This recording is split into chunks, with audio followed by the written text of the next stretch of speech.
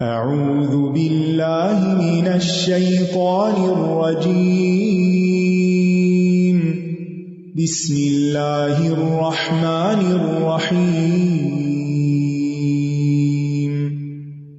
الحمد للہ رب العالمین الرحمن الرحیم مالک یوم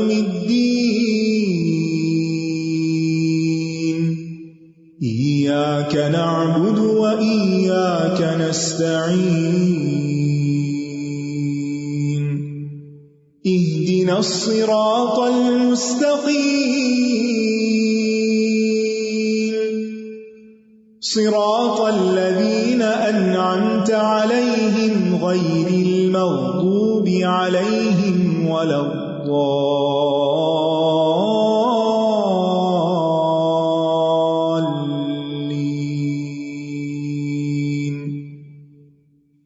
السلام علیکم ورحمۃ اللہ وبرکاتہ۔ کیا حال ہے سب کا؟ الحمدللہ۔ ہم کل جمعے کی سنتوں کی بات کر رہے تھے، تو تھوڑی سی کلیریفیکیشن اس کے بارے میں۔ کسی بچی نے لکھا نوٹ کہ میں گھر گئی اور میں نے اپنے ہسبینڈ کو بتایا، تو انہوں نے یہ کہا کہ ہم تو بچپن سے یہی دیکھتے ہیں کہ مسجد جاتے ہیں تو پہلے 4 سنتیں ادا کرتے ہیں۔ تو اس سلسلے میں تھوڑی سی وضاحت کرنا چاہوں گی کہ ان کی کیا حقیقت ہے۔ ٹھیک ہے، بات یہ ہے کہ ظہر کی نماز اور جمعے کی نماز میں فرق ہے۔ ظہر کی نماز سے پہلے 4 سنتیں ہیں، لیکن جمعے کی نماز سے پہلے کوئی سنت نہیں، یعنی کوئی سنت مؤکدہ نہیں، اور نہ ہی ان کی کوئی تعداد ہے اور نہ ہی کوئی وقت مقرر ہے۔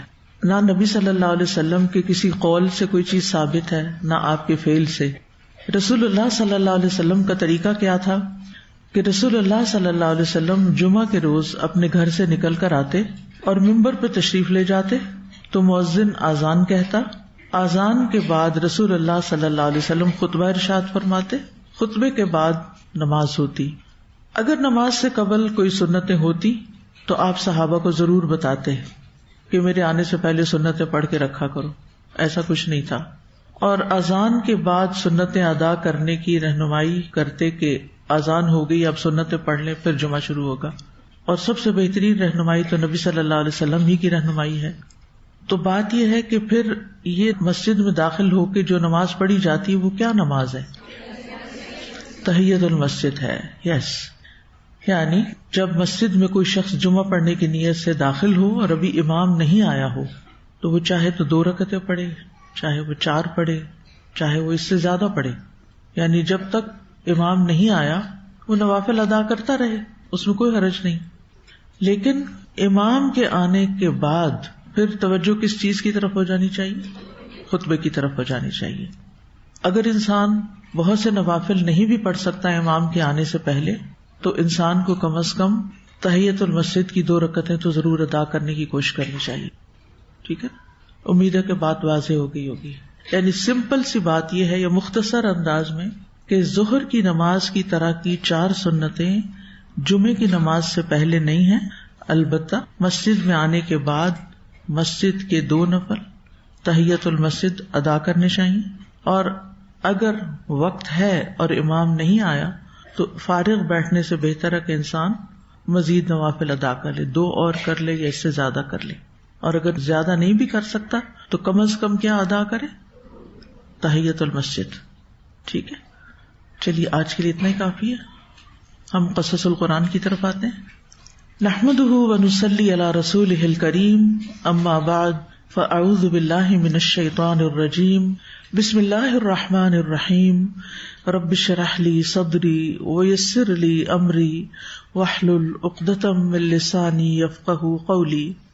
الحمد للہ الذی اختار لنا محاسن الخلق واجرى علینا طیبات الرزق وسخر لنا ما فی السماوات والارض فکل المخلوقات منقادۃ لنا بقدرتہ وصائرۃ الی طاعتنا بعزتہ۔ ہر قسم کی حمد، ہر قسم کی تعریف اللہ کے لیے ہے، جس نے ہمارے لیے اخلاق حسنہ کی خوبیوں کو منتخب کیا، یعنی اس نے ہمیں بتایا کہ کیا چیزیں اچھے اخلاق میں شمار ہوتی ہیں، اور ہمارے لیے پاکیزہ رزق جاری کیے، یعنی ہماری جسمانی ضروریات پوری کرنے کے لیے طرح طرح کے رزق فراہم کیے، کچھ گوشت کی شکل میں، کچھ دودھ کی شکل میں، کوئی سبزیوں اور پھلوں کی شکل میں، کچھ منرلز کی شکل میں، یعنی بے شمار رزق ہمارے لیے پیدا کیا، اور ان تمام چیزوں کو ہمارے لیے مسخر کیا کہ ہم وہ رزق حاصل بھی کر سکیں جو آسمانوں اور زمینوں میں ہیں۔ پس مخلوقات اللہ کی قدرت کے ساتھ ہمارے لیے مطیع ہے، فرما بردار ہے۔ اب اونٹ کتنا بڑا جانور ہوتا ہے، لیکن ہم اسے ذبح کرنے پہ یا اس کا نحر کرنے پہ قادر ہوتے ہیں۔ گائے یا بھینس کتنی بڑی ہوتی ہے، انسان سے سائز اس کا کتنا زیادہ ہوتا ہے، لیکن انسان کے لیے اس کو مسخر کر دیا گیا ہے۔ اور اللہ کی عزت اور قوت کی وجہ سے وہ ہماری اطاعت بجا لاتے ہیں، یعنی اللہ نے ان کو ہمارے لیے مسخر کیا تو ہم ان سے فائدہ اٹھا رہے ہیں۔ نحن نقص عليك أحسن القصص بما أوحينا إليك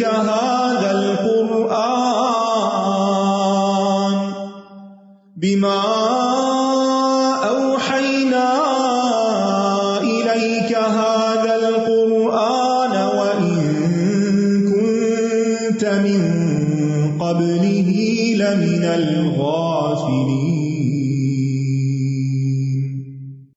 حابیل اور قابیل کے قصے کے سلسلے میں ہم آیت نمبر 27 کا مطالعہ کر رہے تھے، جس میں اللہ تعالیٰ فرماتے ہیں انما یتقبل اللہ من المتقین، کہ اللہ تو صرف متقی لوگوں سے ہی قبول کرتا ہے، یعنی تقوی والوں سے ان کے نیک اعمال کو قبول کرتا ہے، اور اسی طرح جن اعمال کو کرتے ہوئے انسان کے اندر تقوی موجود ہوتا ہے وہ عمل قبول کر لیا جاتا ہے۔ تو ہم آج بھی اس سلسلے میں مزید کچھ باتیں پڑھیں گے۔ آیت نمبر 27، وَاتْلُ عَلَيْهِمْ نَبَأَ ابْنَيْ آدَمَ بِالْحَقِّ إِذْ قَرَّبَا قُرْبَانًا فَتُقُبِّلَ مِنْ أَحَدِهِمَا وَلَمْ يُتَقَبَّلْ مِنَ الْآخَرِ قَالَ لَأَقْتُلَنَّكَ قَالَ إِنَّمَا يَتَقَبَّلُ اللَّهُ مِنَ الْمُتَّقِينَ۔ انما یتقبل اللہ من المتقین، اللہ صرف متقی لوگوں سے ہی قبول کرتا ہے۔ اب سوال یہ پیدا ہوتا ہے کہ کیا متقی انسان کبھی کوئی گناہ بھی کر سکتا ہے؟ متقی انسان سے گناہ ہوتا ہے نا، ہو سکتا ہے نا۔ ہم سب انسان ہیں، ہم سب کمزور ہیں، ہم کتنی بھی کوشش کریں کہ ہم ہر وقت تقوی اختیار کریں، لیکن کہیں نہ کہیں کوئی نہ کوئی غلطی ہم سے ہوتی رہتی ہے۔ تو کیا اس کا یہ مطلب ہے کہ اگر ہم تقوی کے معیار سے نیچے اتر آئے تو ہمارا کوئی عمل قبول نہیں ہوگا؟ نہیں، ایسا نہیں۔ متقی انسان گناہ کا ارتکاب کر سکتا ہے، جیسے کہ قرآن مجید میں اللہ تعالیٰ فرماتے ہیں متقین کی کچھ صفات بیان کرنے کے بعد کہ الذین ينفقون فی السراء والضراء والکاظمین الغیظ والعافین عن الناس واللہ یحب المحسنین، اور اس سے پہلے متقین کا لفظ بھی آیا ہے۔ جنت جو ہے اعدت للمتقین، متقین کے لیے تیار کی گئی ہے۔ متقین کون ہے؟ الذین ينفقون فی السراء والضراء، جو خوشحالی میں تنگی میں خرچ کرتے رہتے ہیں اور غصہ پی جاتے ہیں۔ یہ بھی تقویٰ کی علامت ہوتی ہے، صبر کر جانا، غصہ پی جانا، اور لوگوں سے درگزر کر جاتے ہیں، معاف کر دیتے ہیں ان کو، اور اللہ تعالیٰ ایسے محسنین سے محبت کرتا ہے۔ اب یہاں اس آیت میں ساری بات ہو رہی ہے متقین کی، ٹھیک ہے نا۔ اسی آیت کے فوراً بعد اللہ تعالیٰ فرماتے ہیں، سورۃ آل عمران کی 135 ہے، والذین اذا فعلوا فاحشۃ او ظلموا انفسهم ذکروا اللہ فاستغفروا لذنوبهم ومن یغفر الذنوب الا اللہ ولم یصروا علی ما فعلوا وهم یعلمون۔ یہ متقین اور محسنین کون ہیں؟ جب ایسے لوگ کوئی فحش کام کر لیتے ہیں، یعنی انسان ہیں، کوئی گناہ ہو جاتا ہے ان سے، یا اپنی جانوں پہ ظلم کر لیتے ہیں، تو فوراً اللہ کو یاد کرتے ہیں، پھر اپنے گناہوں کے لیے معافی مانگتے ہیں، یعنی فوراً رجوع کرتے ہیں، توبہ استغفار کرتے ہیں۔ یعنی برا خیال ان کے اندر آ سکتا ہے، کوئی سخت بات ان کی زبان سے نکل سکتی ہے، کوئی ناپسندیدہ رویہ ان سے دیکھا جا سکتا ہے، یعنی ہو سکتا ہے، انسان ہے وہ، ایسا ہوگا. لیکن جب ایسا کچھ ہو جاتا ہے تو پھر وہ اس پر اصرار نہیں کرتے، بلکہ کیا کرتے ہیں؟ فوراً استغفر اللہ استغفار کرتے ہیں کہ یہ میں نے کیا کہہ دیا، یہ میں نے غصہ کیوں کر دیا، اور ساتھ ہی اللہ کا ذکر شروع کر دیتے ہیں.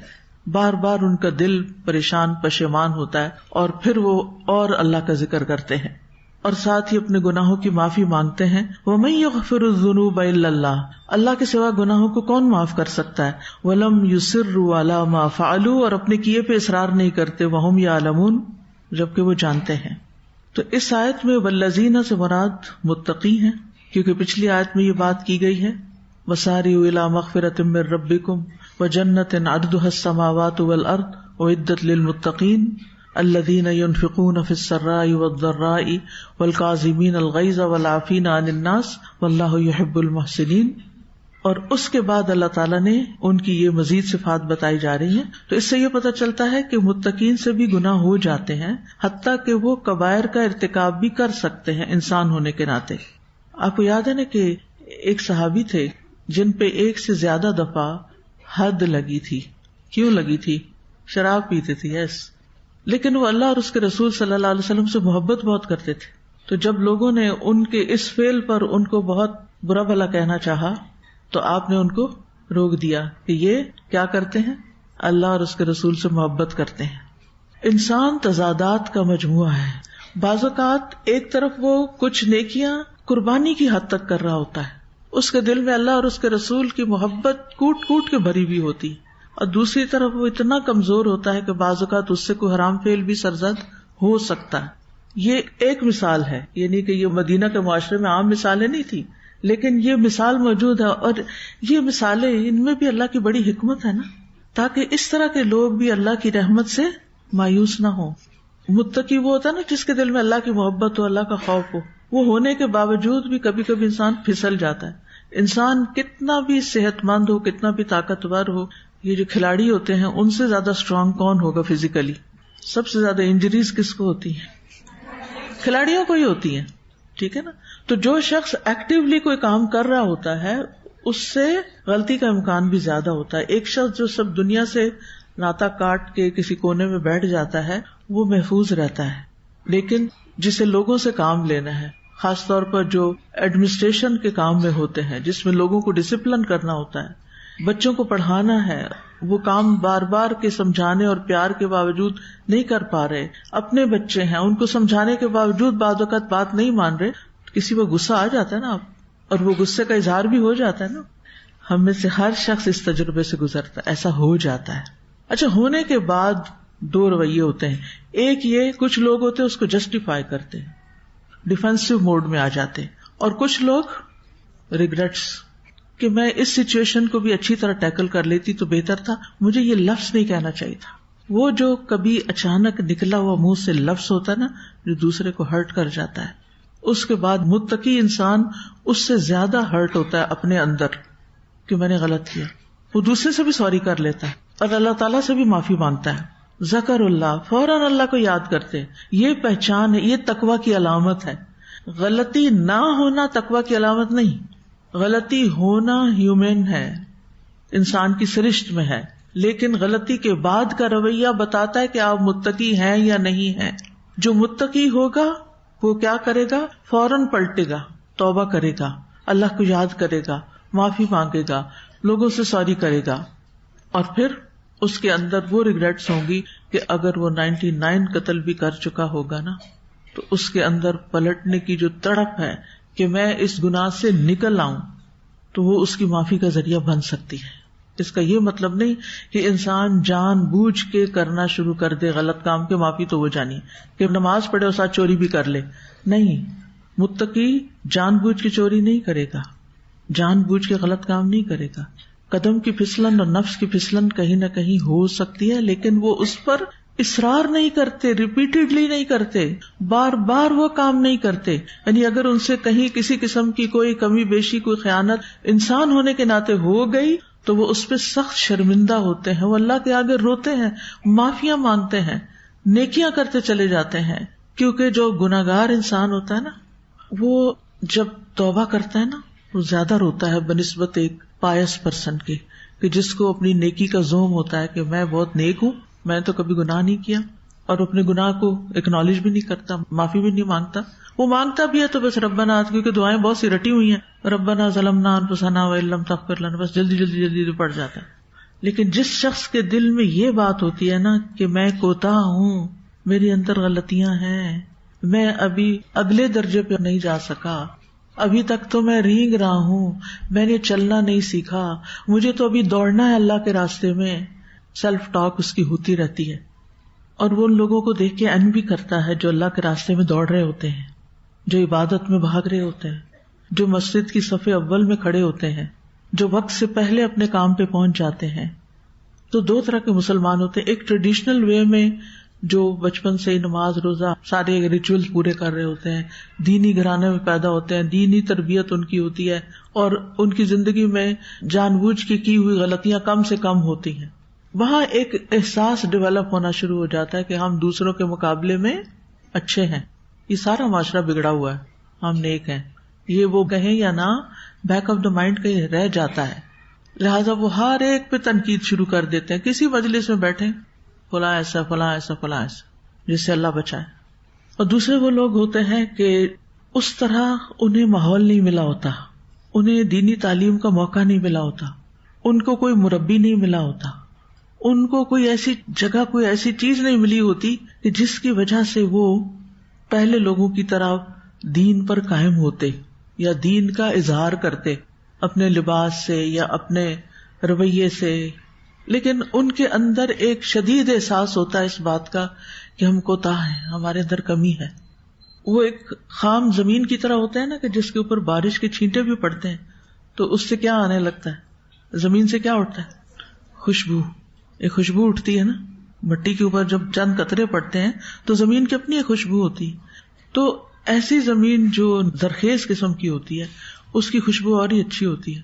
سیمنٹ کے صحن میں وہ خوشبو نہیں آپ کو ملے گی جو کچی زمین پہ ملے گی. وہ را ہوتے ہیں نا دین کے معاملے میں. پھر جتنی بھی ان پہ بارش پڑتی ہے اتنا ہی سبزہ بھی نکل آتا ہے. ایک ایک چیز کو وہ لگ کے دھیان سے، توجہ سے، محنت سے، اس احساس کے ساتھ کیے چلے جاتے ہیں کہ میں دوسروں سے پیچھے ہوں. اور ایک دن آتا ہے کہ وہ آگے بھی بڑھ جاتے ہیں. اور کچھ ایسے ہوتے ہیں جن کے اندر ایک نفرت ہوتی ہے دیندار طبقے سے، اور وہ ان سے دور دور رہتے ہیں، وہ آنا نہیں چاہتے اس طرف، ان کا معاملہ بالکل الگ ہے. تو اس لیے جو شخص اللہ سے ڈرتا رہتا ہے نا اس کو معافی مل جاتی ہے. اور تقویٰ نام ہی اللہ سے ڈرنے کا ہے. ٹھیک ہے نا. تو کل کی اور اس سے پہلے کی جو ہماری گفتگو تھی تقویٰ کے حوالے سے، اس سے ایک تاثر یہ ابھرنے لگ گیا تھا کہ شاید اگر کوئی شخص متقی ہے اور اس سے کوئی گناہ ہوتا ہے تو متقی نہیں رہے گا اور پھر اس کا عمل بھی قبول نہیں ہوگا. نہیں، اگر متقی ہے یا تھا، کیونکہ تو اللہ کو پتا نا آپ میں سے کون کون متقین ہیں. کیا میں یا آپ میں سے کوئی کسی کے بارے میں بتا سکتا ہے؟ کوئی بھی نہیں بتا سکتا، کیونکہ تقویٰ کہاں ہے؟ دل میں. اور جو کچھ دل میں ہے وہ ہم سے چھپا ہوا ہے. ہم نہیں فیصلہ کر سکتے کہ کس کے اندر تقویٰ ہے اور کس کے اندر نفاق ہے، کیونکہ تقویٰ کا اپوزٹ نفاق ہے. ایسے ایمان کا کفر ہے نا، تو تقویٰ کا نفاق ہے. اور نفاق بھی دل میں ہوتا ہے کہ دل میں یا تو ایمان ہوتا ہی نہیں، یا یہ کہ دل میں کسی چیز کی پرواہ نہیں ہوتی، نہ گناہ کا احساس ہوتا ہے اور نہ ہی کسی ظلم اور زیادتی کا، اور ہر چیز میں سستی اور چیزوں کو بس لائٹلی لینا، بڑے بڑے کبیرہ گناہوں کو معمولی سمجھنا، جھوٹ کو معمولی سمجھنا، اور خیانت کو معمولی سمجھنا، وعدہ خلافی کوئی میٹر ہی نہیں کرتی. تو یہ ساری علامتیں کس کی ہیں؟ نفاق کی. اور یہ کیوں ہوتی ہیں؟ جب انسان کانشیس نہیں ہوتا، تقویٰ نہیں ہوتا اس کے اندر، وہ کیئر نہیں کرتا. جو مومن اور متقی انسان ہوتا ہے وہ کیئر کرتا ہے، لیکن اس کے باوجود اس سے غلطی ہوتی ہے، جان بوجھ کے نہیں، وہ بس ہو جاتی. آپ اگر اپنی آج کل روزے ہیں نا تو آپ ماشاءاللہ سب اپنے گفتگو پر نظر رکھے ہوئے ہوں گے. ہے ایسا یا نہیں؟ کوئی نہیں؟ اگر نہیں تو رکھے. اور کل میں نے بات کی تھی کہ تقویٰ کے لیے ضروری ہے فضول اور زائد چیزوں کو چھوڑنا، ڈیجیٹل فاسٹنگ. تو امید ہے کہ آپ اپنے اس وقت کو جو ادھر ادھر کی باتیں پڑھنے دیکھنے میں گزرتا ہے اس کو بھی فوکسڈ ہو کر اپنی رمضان کی عبادت میں گزاریں. تو رمضان کا مقصد بھی یہی ہے کہ آپ کے اندر تقویٰ پیدا ہو، آپ ان چیزوں سے بچیں جو اللہ کو پسند ہے. لیکن اس کے باوجود بھی آپ نے دیکھا ہوگا، کیونکہ میں خود اپنے آپ کو انالائز کر رہی ہوں، محاسبہ کرتی رہتی ہوں، کہ لوگوں کے پاس بیٹھ کے یا لوگوں کی بات سنتے ہوئے، چاہے وہ کوئی جانون ہو یا جیسے بھی ہو، کوئی نہ کوئی منہ سے ایسی بات نکل جاتی ہے جو غیر ضروری ہوتی ہے، اسے کرنے کی ضرورت نہیں ہوتی لیکن ہو جاتی. کچھ لوگ جب نماز پڑھ لیتے ہیں نا تراویح، تو بڑے فریش ہو جاتے ہیں، پھر اس کے بعد ان کا کیا دل چاہتا ہے؟ باتیں. بالکل، یہ بھی بڑا کامن ہے. اچھا، وہ ان باتوں کے کرنے میں ہو سکتا ہے بڑی اچھی باتیں بھی ہوں، لیکن اگر آپ بہت دیر سے سوتے ہیں تو اس کا نقصان کیا ہوتا ہے؟ صبح سحری جو ہے اس وقت آپ فریش نہیں ہوتے، یا پھر کرتے ہی نہیں، یا پھر تھوڑی بہت کر لی، پھر فجر کی نماز کیسے گزرتی ہے؟ اچھی نہیں ہوتی نا. پھر آپ برکت کے وقت میں سو جاتے. اب یہ جو آپ نے ایکسٹرا کام کیا نا تراویح کے بعد، یعنی تھوڑا بہت تو کرنا ہی پڑتا نا، ضروری کام کرنے پڑتے ہیں، کچھ گھر کے کرنے پڑتے ہیں، کچھ اور اپنی ذمہ داریوں کے حوالے سے جو ہم پر اوور آل ہیں. لیکن اگر وہ ٹائم بہت ایکسیڈ کر جائے نا تو اس کا اثر بہت آگے تک جاتا ہے. پھر تو متقی انسان جو ہوتا ہے نا، وہ اس پہ چیک رکھتا ہے، میں نے اس ٹائم سے آگے نہیں جانا. میں تجربے سے یہ جانتا ہوں کہ اس سے آگے حد کراس کرنے سے نقصان یہ ہوگا کہ میری اگلی عبادات پہ اثر پڑ جائے گا. تو پھر تقویٰ کیا ہے؟ بالکل گناہوں سے پاک ہو جانا؟ یا تقویٰ کیا ہے؟ گناہوں سے بچنے کی پوری کوشش، انسان ہونے کے ناطے گناہ ہو جانے پر توبہ استغفار، اور گناہ پر اصرار نہیں. ٹھیک ہے، گناہ پر اصرار نہیں، اللہ سے ڈرنا. ایک شخص جو اپنی زندگی سے مایوس ہو گیا تو اس کی موت کا وقت آیا تو اسے وصیت کی کہ میں مر جاؤں تو میرے لیے لکڑیاں جمع کر کے مجھے آگ لگا دینا، اور جب آگ میرا گوشت کھا جائے تو میری ہڈیوں تک پہنچ جائے، اور میری ہڈیاں بھی جل کے کوئلہ ہو جائیں تو کوئلے پیس لینا، پھر کسی تیز ہوا والے دن اسے دریا میں بہا دینا. تو انہوں نے ایسا ہی کیا. پھر اللہ نے اس کے ذرات کو جمع کر کے پانی کے فرشتوں کو حکم دیا کہ ایک ایک ذرہ جمع کر کے لے آؤ. وہ لے آئے، اٹھا کھڑا کیا. اللہ تعالیٰ نے پوچھا تم نے ایسا کیوں کیا؟ تو اس نے کیا کہا؟ من خشیتک، تیرے ڈر سے. پھر کیا ہوا؟ معاف کر دیا گیا. تقویٰ ہے ہی اللہ کا ڈر. ٹھیک ہے، جو اللہ سے ڈرتے ہوئے نیکیاں کرتے ہیں ان کی نیکیاں قبول ہو جاتی ہیں، چاہے ان سے کچھ نہ کچھ چھوٹے بڑے کوئی نہ کوئی گناہ سرزد ہو جائیں. ٹھیک ہے. پھر تقویٰ میں یہ بھی بڑا اہم ہے کہ انسان اپنے اعمال کی قبولیت کے لیے فکر مند ہو. اس پر انبیاء بھی فکر مند رہے ہیں اور ہم سب کو بھی فکر مند ہونا چاہیے. کوئی بھی نیکی چھوٹی ہو یا بڑی کر کے غرور میں نہیں آنا چاہیے کہ ہم نے بڑے تیر مار لیے، بلکہ قبولیت کی دعا کرتے رہنا چاہیے. سورۃ البقرہ 127 میں آتا ہے وَإِذْ يَرْفَعُ إِبْرَاهِيمُ الْقَوَاعِدَ مِنَ الْبَيْتِ وَإِسْمَاعِيلُ رَبَّنَا تَقَبَّلْ مِنَّا إِنَّكَ أَنْتَ السَّمِيعُ الْعَلِيمُ. اور جب ابراہیم اس گھر کی بنیادیں اٹھا رہے تھے اور اسماعیل بھی، وہ کیا کہہ رہے تھے؟ ربنا تقبل منا انک انت السمیع العلیم. اے ہمارے رب ہم سے قبول فرما لے، بے شک تو ہی سب کچھ سننے والا، سب کچھ جاننے والا ہے. کیا بنا رہے تھے وہ؟ اللہ کا گھر، جس کی ایک جھلک دیکھنے کو ہم ترستے ہیں، جس کی زیارت کا ہم میں سے ہر ایک کو بے پناہ شوق ہے. صرف شوق نہیں، شدید شوق ہے. جس کو دیکھ کر ہمارے دل پسیج جاتے ہیں، جس کو دیکھ کے ہماری آنکھیں آنسو بہاتی ہیں. اس گھر سے ہمیں اتنی محبت ہے. وہ اس گھر کو بنا رہے تھے، وہ اس کی تعمیر کر رہے تھے. کوئی معمولی کام تھا یہ؟ اس سے بڑا کوئی کام بتا دے مجھے زمین پر کہ کوئی بیت اللہ کی تعمیر کرے. ہزاروں کیا، لاکھوں کیا، کروڑوں لوگ اس کا طواف کرتے ہیں. اب تو بیت المعمور والا ہی حال ہو گیا. بیت المعمور میں جو فرشتہ ایک دفعہ طواف کرتا ہے دوبارہ نہیں جا سکتا. اب آپ نے ایک عمرہ کر لیا، عمرے کے لیے آپ کو رجسٹر کرنا پڑتا ہے. ایک عمرہ آپ نے کر لیا، آپ کی ایپ دیکھیں گے، پھر آپ کو اندر جانے دیں گے. پہلے مرد حضرات کیا کرتے تھے؟ احرام پہن کے اندر چلے جاتے تھے، یہ شو کر دیتے ہم عمرہ کرنے آ رہے ہیں، اور طواف کر کے آ جاتے تھے، جو کہ چیٹنگ بھی تھی کائنڈ آف. تو اب کیا ہے؟ اب آپ دکھا کے جائیں کہ واقعی آپ کا عمرہ بکڈ ہے. تو جو ایک دفعہ چلا جاتا ہے نا، اور اوپر کی منزلوں پہ کرتے رہے آپ تو، مگر وہ اوپر تو اوپر ہے نا. جو قریب جا کے ٹچ کرنا، ہاتھ لگانا حجر اسود کو، چومنا، وہ بات تو کچھ اور ہی ہے. یعنی اتنی تعداد ہو گئی ہے شائقین کی، عاشقین کی. تو اس گھر کو وہ بنا رہے تھے اور جب بن گیا تو کیا کہا؟ ربنا تقبل منا، اللہ ہم سے قبول کر لے. سبحان اللہ. یعنی اتنا عظیم کام کر کے اتنی عاجزی کہ اللہ تو قبول کر لے. یہی تقویٰ ہے، یہی اللہ کی محبت ہے، یہی اللہ کا ڈر ہے. رسول اللہ صلی اللہ علیہ وسلم جب روزہ افطار کرتے تھے تو کیا دعا پڑھتے تھے؟ ذرا پڑھے سب.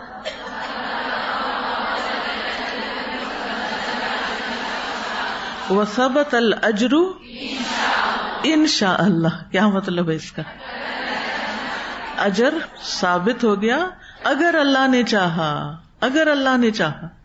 سبحان اللہ. آپ دیکھیے سارا دن روزہ رکھا ہے، بھوک کاٹی ہے، پیاس کاٹی ہے، کئی قربانیاں کی ہیں، لیکن جب روزہ کھولا ہے تو بھی اللہ سے ڈر رہے ہیں کہ اجر تو جب ہی ملے گا جب اللہ چاہے گا. کبھی غور کیا ہم نے؟ یہ ہوتا ہے تقویٰ، یہ ہوتا ہے تقویٰ. اور یہی تقویٰ ہمیں پیدا کرنا ہے اس رمضان میں روزوں کے ذریعے. پھر مومن نیک عمل کرنے کے بعد ہمیشہ عدم قبولیت سے ڈرتا ہے. والذین یؤتون ما آتوا وقلوبهم وجلۃ انہم الی ربہم راجعون. سورۃ المؤمنون 60. اور جو دیتے ہیں، جو کچھ دیتے ہیں یعنی اللہ کے راستے میں، اور ان کے دل اس سے ڈرتے ہیں کہ وہ اپنے رب کی طرف لوٹنے والے ہیں. یعنی اپنا سارا مال بھی خرچ کر کے، غزوہ تبوک تھی نا، تو حضرت ابوبکر نے کیا کیا تھا؟ سبھی کچھ لے آئے تھے. حضرت عمر آدھا سامان لے آئے تھے. حضرت عثمان اتنا کچھ لائے تھے کہ ان کو جنت کی بشارت دی گئی اور کہا آج کے بعد عثمان جو کچھ بھی کرے اس پہ کوئی مواخذہ نہیں. یعنی ایک طرح سے ان کو کھلی چھٹی مل گئی کہ آپ جو بھی کریں. لیکن کیا انہوں نے ایسا ہی کیا؟ نہیں کیا. حتیٰ کہ آگے آپ جو آیت آ رہی اس میں دیکھیں گے کہ جب باغیوں نے ان کے گھر پہ حملہ کیا تو انہوں نے مدافعت نہیں کی. وہ حکم دیتے تو فوجیں ان سب کا کلا کما کرتی اور کتنا قتل و غارت ہوتا ان کے دفاع کی خاطر. انہوں نے اپنی جان دینی پسند کر لی لیکن باغیوں کو نہیں مروایا. تو ایسا بھی ہوتا ہے. یہ اللہ سے ڈرنے والے لوگ تھے اور یہی تقویٰ ہوتا ہے. تو ہم میں سے ہر ایک کو اللہ کی خاطر کچھ بھی دیتے ہوئے یہ سوچنا چاہیے کہ اللہ تعالیٰ اس کو قبول کر لے. یہ نہیں سوچنا چاہیے کہ ہم تو بہت کچھ کر گئے. وہب ہمدانی سے مروی ہے کہ نبی صلی اللہ علیہ وسلم کی زوجہ حضرت عائشہ فرماتی ہیں کہ میں نے رسول اللہ صلی اللہ علیہ وسلم سے اس آیت کے متعلق پوچھا والذین یؤتون ما آتوا وقلوبهم وجلہ، اور جو دیتے ہیں جو کچھ دیتے ہیں اور ان کے دل اس سے ڈرتے ہیں، یعنی اللہ سے ڈرتے ہیں. حضرت عائشہ نے عرض کیا کیا یہ وہ لوگ ہیں جو شراب پیتے ہیں، چوری کرتے ہیں تو اس لیے ڈرتے ہیں؟ آپ نے فرمایا اے صدیق کی بیٹی، نہیں، بلکہ اس سے مراد وہ لوگ ہیں، سن لیجئے، اس سے مراد وہ لوگ ہیں جو روزے رکھتے ہیں، نماز پڑھتے ہیں، صدقہ دیتے ہیں، لیکن اس بات سے ڈرتے ہیں کہ کہیں ایسا نہ ہو کہ ان سے قبول نہ کیا جائے. یہ سارے نیک کام کرتے ہیں لیکن ڈرتے ہیں کہ ان سے کہیں قبول نہ ہو. یہی لوگ ہیں جو نیکیوں میں جلدی کرتے ہیں. اولئک یسارعون فی الخیرات وہم لہا سابقون. یہی لوگ نیکیوں میں جلدی کرتے ہیں اور یہ سبقت لے جانے والے ہیں، یہ پورے پڑ جائیں گے، یہ آگے نکل جائیں گے. تو سابقون السابقون کی یہی علامت ہوتی ہے کہ سب کچھ کر کے بھی سمجھتے ہیں ابھی کچھ نہیں کیا. حق تو یہ کہ حق ادا نہ ہوا. کوئی غرور نہیں، کوئی سیلف پارٹی کا خیال نہیں کہ ہم بڑے نیک لوگ ہیں، ہم بڑے متقی پرہیزگار ہیں. تو مومن اچھے عمل اور خشیت کو جمع کرتا ہے. عمل پلس خشیت، خالی عمل نہیں، صرف عمل نہیں. حسن رضی اللہ عنہ کہتے ہیں اللہ کی قسم صحابہ نے نیکی کے کاموں پر عمل کیا اور انہوں نے جد و جہد کی، واجتہدوا فیہا، بڑی محنت کی، اور وہ ڈرتے تھے کہ کہیں یہ اعمال رد نہ کر دیے جائیں. مومن اچھے عمل اور خشیت کو جمع کر لیتا ہے، یعنی عمل بھی کرتا ہے اور ڈرتا بھی ہے. اور منافق برے عمل اور بے خوفی کو جمع کرتا ہے. یہ دونوں کا فرق ہے، لکھ لیجیے اپنے پاس. مومن عمل کرتا ہے ایکول ٹو عمل پلس خشیت، اور منافق برا عمل پلس بے خوفی. گناہوں پہ گناہ کرتے چلے جا رہے ہیں اور دل میں ذرا بھی ڈر نہیں، کیونکہ آخرت پر ایمان جو نہیں. جب آخرت پر ایمان نہیں ہوتا تو پھر انسان کس بات سے ڈرے؟ جب اس نے اپنے دل و دماغ کو اس طرح ٹرین کر لیا ہے کہ کوئی حساب نہیں، کوئی موت کے بعد اٹھنا نہیں، ان ہی الا حیاتنا الدنیا نموت و نحیا وما نحن بمبعوثین. کسی نے نہیں اٹھانا، کچھ نہیں ہونا، جو دلا کرو اس زندگی میں. پھر ایسے لوگوں کو نہ گناہوں سے ڈر لگتا ہے نہ ہی وہ توبہ کرتے ہیں. تو جس بندے کے اندر اللہ کا جتنا تقویٰ ہوتا ہے وہ اتنا ہی زیادہ اپنے اعمال کے بارے میں ڈرتا ہے. یعنی جتنا جتنا بندہ اللہ کا تقویٰ اختیار کرتا جاتا ہے اس کی خشیت اور خوف بڑھتا جاتا ہے کہ کہیں اس کا عمل مردود نہ ہو جائے. سورۃ المؤمنون میں آتا ہے ان الذین هم من خشیۃ ربہم مشفقون والذین هم بآیات ربہم یؤمنون والذین هم بربہم لا یشرکون والذین یؤتون ما آتوا وقلوبہم وجلۃ انہم الی ربہم راجعون اولئک یسارعون فی الخیرات وہم لہا سابقون. بے شک وہ لوگ جو اپنے رب کے خوف سے ڈرنے والے ہیں اور وہ جو اپنے رب کی آیات پر ایمان رکھتے ہیں اور وہ جو اپنے رب کے ساتھ کسی کو شریک نہیں کرتے، اور یہ کہ انہوں نے جو کچھ دیا اس حال میں دیتے ہیں کہ وہ دل میں ڈرنے والے ہوتے ہیں کہ یقیناً وہ اپنے رب ہی کی طرف لوٹنے والے ہیں.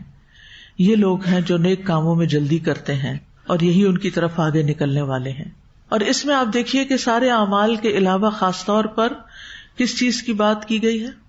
دینے کی، صدقے کی، اللہ کے راستے میں قربانی کرنے کی. چاہے وقت دینا ہو، چاہے مال دینا ہو، چاہے چیز دینی ہو، چاہے اپنی صلاحیتیں خرچ کرنی ہو، اپنی ایکسپرٹیز دینی ہو، اپنے ایکسپیرینسز شیئر کرنے ہو، کسی کو کوئی اچھا مشورہ دینا ہو، کسی کے سوال کا جواب دینا ہو، یعنی دینا. مما رزقناہم ينفقون، دیتے جاتے ہیں، دیتے بھی جاتے ہیں اور ڈرتے بھی جاتے ہیں. دے کے ڈینگے نہیں مارتے، شو آف نہیں کرتے، احسان نہیں جتاتے، ریاکاری نہیں کرتے، بلکہ ڈرتے ہیں کہ قبول ہو جائے، کسی کو پتہ نہ چلے اور قبول ہو جائے، اللہ کے ہاں قبول ہو جائے. سلف صالحین اس آیت کی وجہ سے خوف زدہ رہتے تھے. حافظ ابن رجب کہتے ہیں کہ اس آیت کی وجہ سے سلف صالحین اپنے بارے میں زیادہ خوف میں مبتلا ہو جاتے تھے، تو وہ اس بات کا خوف رکھتے تھے کہ کیا وہ ان متقین میں سے نہیں ہے جن کا عمل قبول کیا جا رہا ہے، کہ کیا ہم باقی ان لوگوں میں سے ہیں. یعنی اب آپ نے دیکھ لیا نا، ایک طرف وہ ہے کہ اللہ سبحانہ وتعالیٰ خشیت کی وجہ سے عمل قبول کرتا ہے، دوسری طرف خشیت رکھنے والے یہ ڈرتے ہیں کہ کیا قبول ہو رہا ہے یا نہیں ہو رہا. عامر بن عبداللہ کہتے ہیں قرآن کا ایک حرف ایسا ہے جو مجھے مل جائے تو یہ مجھے تمام دنیا سے زیادہ محبوب ہے. ان سے پوچھا گیا اے ابو عمر وہ کون سا ہے؟ انہوں نے کہا کہ اللہ مجھے متقیوں میں سے بنا دے، کیونکہ اللہ کا فرمان ہے انما یتقبل اللہ من المتقین.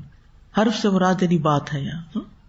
ابو درداء رضی اللہ عنہ کہتے ہیں اگر مجھے یقین ہو جائے کہ اللہ نے میری ایک نماز قبول کر لی ہے تو یہ مجھے دنیا اور جو کچھ دنیا میں ہے ان سب سے زیادہ عزیز ہے، کیونکہ اللہ کا فرمان ہے انما یتقبل اللہ من المتقین.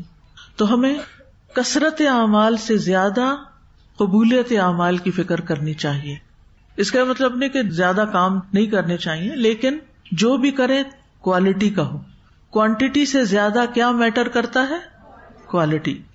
ابن عون کہتے ہیں کثرت عمل پر اعتماد نہ کریں، کیونکہ آپ نہیں جانتے کہ آپ کا یہ عمل قبول کیا جائے گا یا نہیں.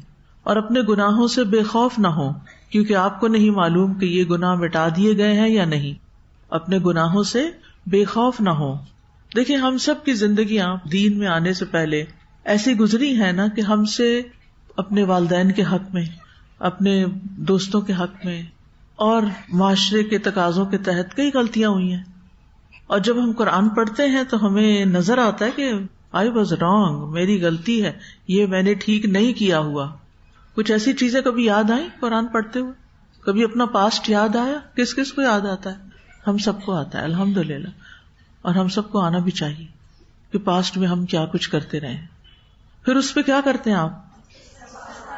استغفار صرف یا روتے بھی ہیں؟ رونا آتا ہے؟ سب کو آتا ہے. نہیں آیا تو روئیں، اپنے آپ کو رلانے کی کوشش کریں، یعنی اپنے آپ کو احساس دلائیں حتیٰ کہ آپ کی آنکھیں بہہ نکلیں.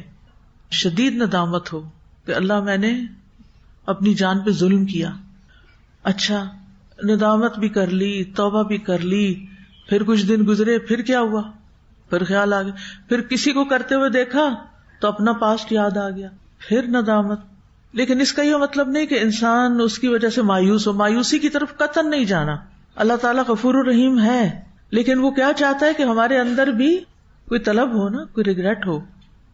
سلف صالحین نصیحت کیا کرتے تھے کہ عمل کو خوب محکم اور احسن طریقے سے ادا کیا جائے. یہ نہ ہو کہ عمل کی بربار ہو. 40 رکعتیں پڑھی رات میں، 100 نفل پڑھے. کئی لوگ کرتے ہیں لیلۃ القدر ہے 100 نفل پڑھ لو آج. وہی چند گھنٹوں میں 4-5 گھنٹوں میں آپ 100 نفل کیسے پڑھ لیتے ہیں؟ لیکن وہ کیسے نفل ہوتے ہیں پھر؟ ایک رات میں شبینہ کرتے ہیں آپ کے آس پاس کبھی کسی کو سنا؟ ہمارے گاؤں میں ہوتا تھا، وہ مجھے یاد پڑتا ہے. اچھا کیسے پڑھتے ہیں؟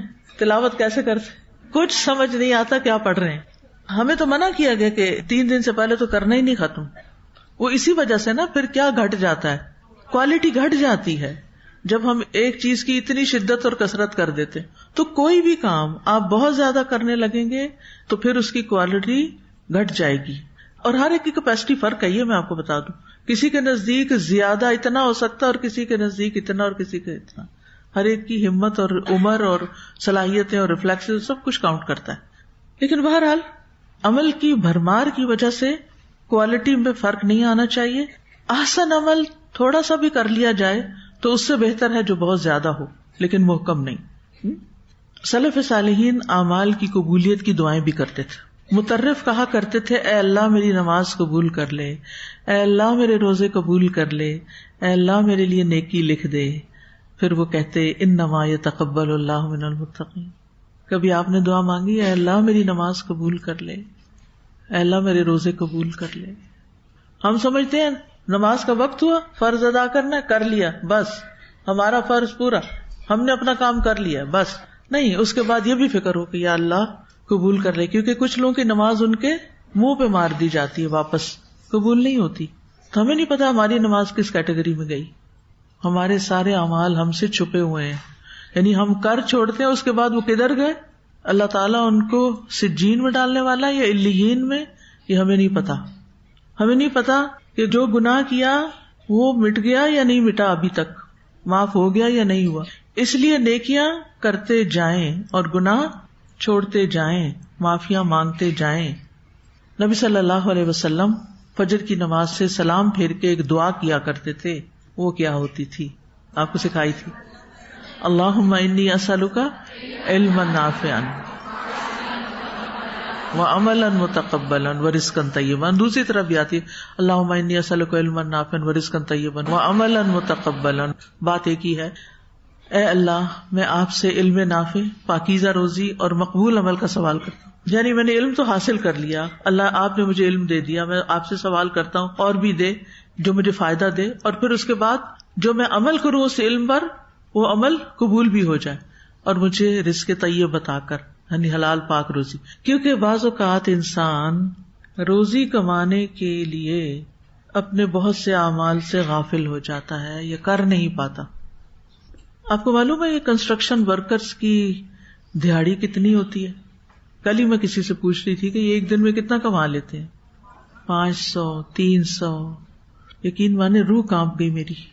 ایک مرد جو شام کو گھر 500 روپے لے کے جائے اور اس کے 5 بچے بھی ہوں، وہ کیا کھائے گا؟ کیا کھائے گا؟ کیا کرے گا؟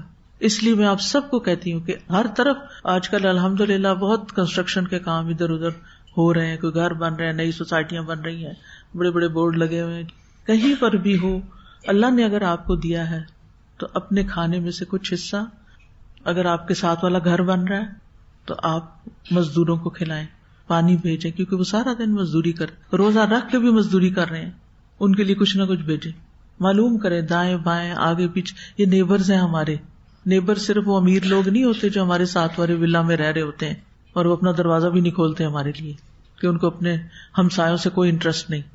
نیبرز وہ بھی ہیں جو سالوں سال آپ کے دائیں بائیں عمارتیں بنا رہے ہوتے ہیں، چوکیداری کر رہے ہوتے ہیں، سرونٹ کوارٹرز میں رہ رہے ہوتے ہیں. ان کا بھی حق ہوتا ہے. تو راشن دینا، کیونکہ بعض اوقات یہ بھی مشکلات ہیں کہ جب آپ ان کو اگر پیسے اکٹھے دے دیں گے نا، چلو بھائی 5,000 مہینے کا خرچہ چلا، وہ ہو سکتا ہے اس سے کوئی لا علمی بھی تو ہے نا، علم کے مواقع کوئی نہیں، کوئی سکھانے والا نہیں، کوئی ایسی چیزیں خریدنا شروع کر دیں جو فائدے کی نہ ہو. کیونکہ اسی لیے آپ دیکھیں جو صدقہ فطر ہے اس میں پریفریبل کیا ہے؟ راشن دینا، چاہے چاول ہو، گندم ہو، آٹا ہو، جو ہو، اجوا ہو، کچھ بھی. یہ پریفرڈ ہے. لیکن اگر آپ کے پاس موقع نہیں تو چلیں رخصت کے کیش دے دیں، لیکن اول کیا ہے کہ کھانا دیں. فدیہ کیا ہے؟ رمضان کا مسکین کا ایک روزہ نہیں رکھا آپ نے، یعنی جو بوڑھے لوگ ہیں دوبارہ رکھ ہی نہیں سکتے یا بیمار ہیں ایسے، تو جو فدیہ ہوتا ہے روزے کا وہ بھی کس شکل میں ہے؟ کھانے. اسی طرح حج کے موقع پر احرام میں کوئی غلطی ہو گئی ہے تو کفارہ کیا ہے؟ دم دینا. تو وہ بھی دم دے کے تو کس کو دیا جائے گا؟ خود ہی بیٹھ کے کھا لیں گے؟ غریبوں پہ بانٹا جائے گا نا. تو ہمارے دین میں آپ اگر غور کریں تو بہت سے ایسے رستے نکالے گئے ہیں کہ جس سے غریبوں کو کھانا ملتا رہے، کیونکہ کھانا بیسک نیسیسٹی ہے، نیڈ ہے لوگوں کی. اور ہم آسانی کے ساتھ الحمدللہ قربانی اپنے حصے میں سے کچھ بچا کے، یعنی مثلاً آپ نے افطاری بنا لی، پکوڑوں کی ڈش بھر لی اور کھانے والے 2 بندے ہیں، تو آپ کیا کریں گے؟ آپ کو پہلے سے پتا ہونا چاہیے کہ یہ اتنے گھر والوں کو نہیں کھانے، لیکن میں اس سے کم بناتی تو وہ تو جل ہی جاتا ہے، تھوڑا کھانا کیسے بنتا ہوتا ہے نا کہ کھانے کی کوانٹٹی بھی ہوتی ہے جو ایک ریسیپی کے مطابق بنتا ہے، تو اس میں سے پہلے سے نکال کے ضرور باسی کر کے ان کو دینا اگر اویلیبل ہے. رائٹ لیفٹ آپ کے ایسے لوگ ہیں، یا پھر ہر جمعے کو یا ہر ہفتے کو چھٹی کے دن سنڈے کو اسپیشل ان کے لیے کچھ بنا کے، یہ نہیں کہ 3rd کلاس بنا کے. کیونکہ عام طور پر جب ہم صدقہ والے کرتے ہیں نا کام تو پھر کیا کرتے ہیں، وہ الگ سے کوئی دال چاول بنا لیتے ہیں ان کے لیے، جیسے قابل نے کیا تھا. تو 3rd کلاس قربانی نہیں کرنی. دال 3rd کلاس نہیں ہے، دال بھی بڑی مہنگی ہے اور بڑی قیمتی چیز ہے، بڑی زبردست پروٹین ہے، بہت طاقت کی چیز ہے، الحمدللہ اللہ کا شکر. لیکن اس کمپیریزن میں بات کر رہی ہوں کہ جو ہم اپنے لیے کچھ پکاتے ہیں اور سرونٹس کے لیے کچھ اور. چلیں سارا سال آپ کی یہ روٹین ہے، کم از کم رمضان میں تو کچھ تھوڑا سوچیں. اور پھر یہ کہ جو حضرت ابراہیم علیہ السلام تھے وہ کیا کرتے تھے؟ مہمان کے بغیر کھانا نہیں کھاتے تھے. فَاتَّبِعُوا مِلَّةَ إِبْرَاهِيمَ حَنِيفًا وَمَا كَانَ مِنَ الْمُشْرِكِينَ. کچھ نہ کچھ تھوڑا بہت ٹھیک، ہر ایک کے سرکمسٹانسز فرق ہوتے ہیں نا. کسی کے پاس ایسے لوگ ہوتے ہیں یعنی اویلیبل ہوتے ہیں، لیکن ہو سکتا ہے آپ کہیں ایسی جگہ رہ رہے ہو کہ ایسا کوئی انتظام ہی نہ ہو، نہ کر سکیں آپ یہ کام، تو آپ کوئی اور کام کر لیں. ٹھیک ہے نا. اور الحمدللہ دینے کے نیکی کے بہت سے مواقع ہیں. اور میرا خیال ہے کہ آج باہر اسٹال لگا ہوا ہے جو AIS کے لیے ہم فنڈ ریزنگ کر رہے ہیں، تو اس میں الحمدللہ جو مجھے اطلاع ملی ہے کہ کچھ لوگوں نے بہت اچھی اچھی چیزیں دی ہیں، لیکن خریدار جو ہیں وہ چاہتے ہیں انہیں بہت سستا کر کے دے دیا جائے. کیا اس اسٹال کا پرپز یہی ہے؟ یہ چیریٹی اسٹال ہے کہ لوگوں کی اچھی چیز، وہ لن تنالوا البر کے اوپر عمل کرتے ہوئے اپنی بہترین چیز نکال کے لا کر دیں، ان ٹچڈ کپڑے، جوتے، جیولری، اور ان کو لینے والے صرف اس لیے لے لیں اپنی خواہشات پوری کرنے کے لیے کہ سستے مل رہے ہیں، نہیں، اور ان کو سستا کریں اور انسسٹ کریں کہ سستا کریں. یہ چیریٹی اسٹال نہیں ہے. چیریٹی اسٹالز جو ہوتے ہیں نا جو غریبوں کے لیے لگتے ہیں، چیریٹی بازار لگتے ہیں نا، سنا ہے کبھی چیریٹی بازار کا؟ لگتے ہیں چیریٹی بازار. اس میں کیا ہوتا ہے، سب لوگ چیزیں لے آتے ہیں اور اونے پونے داموں دے دیتے ہیں تاکہ لوگ ان کی عزت نفس پہ حرف نہ آئے کہ ان کو مفت ملی ہے کوئی چیز. کیونکہ اگر آپ ایک سفید پوش انسان کو کوئی چیز دیں گے صدقے کے طور پہ تو وہ فیل کرے گا نا. لیکن جب وہ 5 روپے کا ایک جوڑا خرید کے لے جائے گا مثلاً، تو وہ کہے گا میں خرید کے لایا ہوں. تو یہ کانسیپٹ اس کے پیچھے یہ ہوتا ہے کہ ان کو ایک خوشی کے ساتھ وہ ایک سینس آف اچیومنٹ ہو. تو بس میری آپ سے ریکویسٹ یہ ہے کہ یہ چیریٹی اسٹال نہیں ہے. آپ کو تو چاہیے کہ جو چیز جتنے کی بک رہی ہے اس کی دگنی قیمت دے کے لے تاکہ ہم زیادہ سے زیادہ فنڈ ریزنگ کر سکیں اور ہمارا یہ پروجیکٹ کسی بھی مرحلے پہ رکے نہیں. تو اللہ تعالیٰ ہم سب کا حصہ ڈالے اور ہم سب کچھ نہ کچھ کر سکے، ہم دینے والے ہوں، ہم ضرورت کے تحت خریدنے والے ہوں، اور ہم نیکی کے کام کو آگے بڑھانے والے ہوں. اور ساتھ ساتھ دعائیں بھی کرنی ہیں. ذاتی جائزے کے طور پر جو میں آپ کو سوال جواب دیتی رہی ہوں کچھ، اسی سلسلے میں تھوڑی سی بات کر لیتے ہیں کہ ہماری ہر جو قربانی ہوتی ہے یا نیکی جو ہوتی ہے اس کو کچھ مراحل سے گزرنا پڑتا ہے. تو اس میں سب سے پہلے تو نیت آتی ہے نا کہ کوئی بھی قربانی میں نے کی، مثلاً آپ نے آج اگر اسٹال پر ہی کوئی چیز قربان کر کے رکھی ہے، اذ قربا قربانا، تو فتقبل من احدہما، تو کیا سوچ کے کیا، کہاں تک سوچ گئی. دل چاہتا ہے آپ کے ریفلیکشنز لینے کو کہ آپ نے اگر کچھ کیا ہو اور آپ بول کے بتائیں، لیکن میں یہ بھی نہیں چاہتی کہ آپ کی نیکی ضائع ہو. وہ آپ خود گہرائی میں جائیں اور سوچیں کہ میں نے کیا سوچ کے اپنی یہ چیز نکال دی. یہ سوچ کے کہ اب بس ایکسٹرا اس لیے، یا یہ سوچ کے کہ میں ایک اچھی کوالٹی ایجوکیشن جو سب کے لیے ہو، غریبوں کے بچوں کے لیے بھی اور امیروں کے لیے بھی، اور دین کی تعلیم بھی ہر بچے کو ملے، تو آئندہ جنریشن جو میرے بعد اس دنیا میں ہوگی، میرے مرنے کے بعد اس کا جو کام ہے وہ میرے حصے میں آئے. اور پھر آپ دیکھیں کہ جب اتنی کثیر تعداد کسی جگہ سے نکلتی ہے نا، تو ہم یہ نہیں کہہ سکتے کہ 100% ہر بچہ ہی ایک نیک بچہ بن جائے گا، لیکن اس میں بہت چانسز ہوتے ہیں کہ بہت سے انشاءاللہ نیکی کا کام بھی کریں. مثلاً اگر آپ ایک شخص کو اسپانسر کرتے 1% کو، کئی لوگوں کا یہ انٹرسٹ ہوتا ہے ایک بچہ اسپانسر کرا، ہو سکتا ہے وہ بچہ بڑے ہو کے کچھ بھی نہ کرے. اور اگر آپ ایک اجتماعی طور پر فنڈ ریزنگ کر لیتے ہیں اور اجتماعی طور پر کہ جو بھی وہاں لگے بنے، جو کچھ بھی ہو، میرے 5 روپے بھی ہیں تو وہ ساری چیزوں میں شامل ہو جائیں. اللہ تعالیٰ کو تو ایک کھجور بھی آپ کے لیے بہت بڑھا سکتا ہے، اس لیے منیمم بھی فائدہ دیتا ہے انسان کو. لیکن وہ جو آپ کے حصے کا اجر ہے نا، وہ آپ کو جب ملے گا جو آپ کی سوچ تھی اس کے تحت.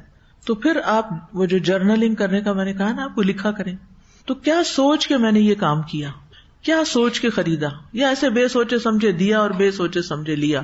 یا کوئی بھی اچھا کام میں ہر روز کرتی ہوں، کوئی بھی اچھا کام، چاہے صدقہ ہے، چاہے نفل ہے، چاشت کی نماز ہے، یا کوئی بھی، تو اپنے آپ سے پوچھیں میں کیوں کرتی ہوں. یہ ایک جنرل ٹرم ہے اللہ کو راضی کرنا. اس کو بھی اینالائز کریں کہ اس کا کیا مطلب ہے اللہ کو راضی کرنا. ٹھیک ہے نا، یہ ہمارا تقیہ کلام بن گیا، بس اللہ راضی ہو جائے. کچھ کرتے ہیں تو پھر کہتے ہیں بس اللہ راضی، اندر احساس کچھ نہیں ہوتا. کہ چاشت کی نماز پڑھتے ہوئے ہمارے دل میں ہوتا ہے کہ سارے میرے امور جو ہے نا وہ اللہ کے حوالے ہو گئے. یہ ایک نیت ہے اس کی، اس سے زیادہ بھی ہو سکتا ہے. انشاءاللہ کل نوافل پہ میں مزید بات کروں گی کہ اور کون کون سے نفل ہوتے ہیں. تو جیسے ہر وضو کے بعد آپ نے نفل پڑھے، اب عصر کا وقت ہے، آپ نے وضو کیا، 2 نفل پڑھے. اب ان 2 نفل میں آپ مزید نیت کر سکتے ہیں کہ عصر سے پہلے کی جو سنتیں اگر 4 نہیں تو چلو میں 2 وہ بھی. تو بعض اوقات 2 نفل ہوتے ہیں اور اس میں کئی نیتیں جمع ہو جاتی، تو اس سے اجر و ثواب بڑھ جاتا ہے. ہم اصل میں جاگتے ہوئے بھی سو رہے ہیں، ہے نا، سوچتے نہیں ہیں. سوچیں ہماری حوالے ہیں منفی چیزوں میں، فلاں یہ کیوں کر رہا ہے، فلاں نے وہ کیوں کر دیا، یہ میرے ساتھ زیادتی ہو گئی، اور باتیں سوچتے رہتے. جو پازیٹو تھنکنگ ہے، یہ اپنا محاسبہ ہے، چلتے پھرتے کام کرتے وہ ہم کم کرتے ہیں. تو روزمرہ کی عادات کو بھی پرکھیں کیوں کرتی ہوں.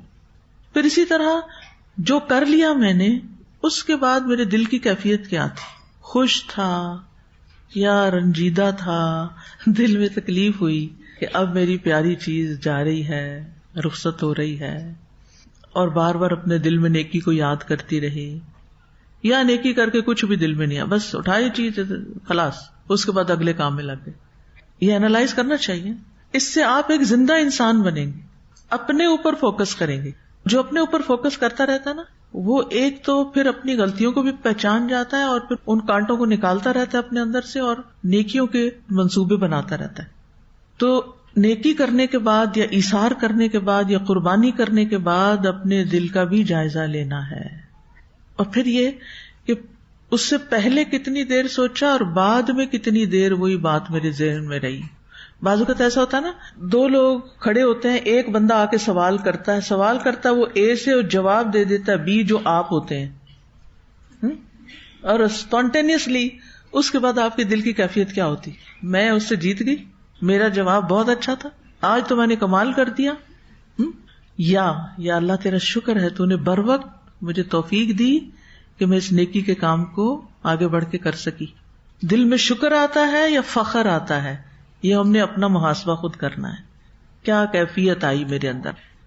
جو میں جائزے کے سوال دے رہی ہوں نا، یہ سوال آپ لوگ اپنے پاس اگر لکھیں گے نا، تو جس وقت آپ اپنی ڈائریز پڑھیں گے آپ کو یہ یاد آئیں گے.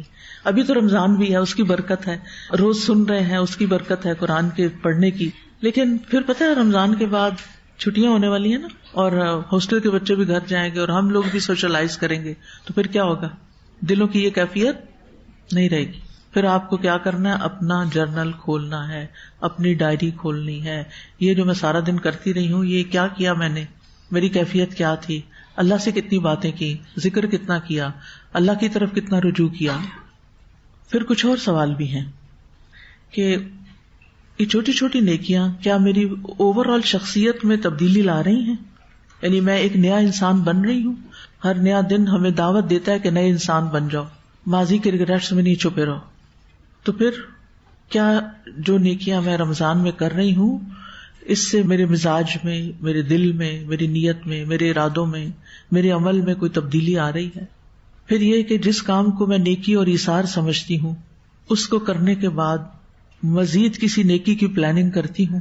کیونکہ بعض اوقات ہم ایک نیکی ایک وقت میں کرتے ہیں، ہم سوچتے ہیں ہم نے قربانی کر دی اینڈ دیٹس اٹ. نہیں، قبولیت کی علامت کیا ہے؟ ایک کے بعد ایک کی توفیق مل جانا. نیکی کی قبولیت کی علامات میں سے کیا ہے؟ ایک نیکی کے بعد اگلی کی توفیق، یعنی اگلی نیکی کو الہام ہو رہی ہے دل میں، اس کی کوئی پلاننگ میں کر رہی ہوں. مثلاً آپ یہ پلاننگ کر سکتے ہیں کہ عید کی چھٹیاں میں نے اچھے سے اچھے کیسے گزارنی، ان میں نے کون کون سے کام کرنے ہیں کہ جس سے میرا وہ وقت ضائع نہ ہو، ایک دم ڈکلائن نہ ہو.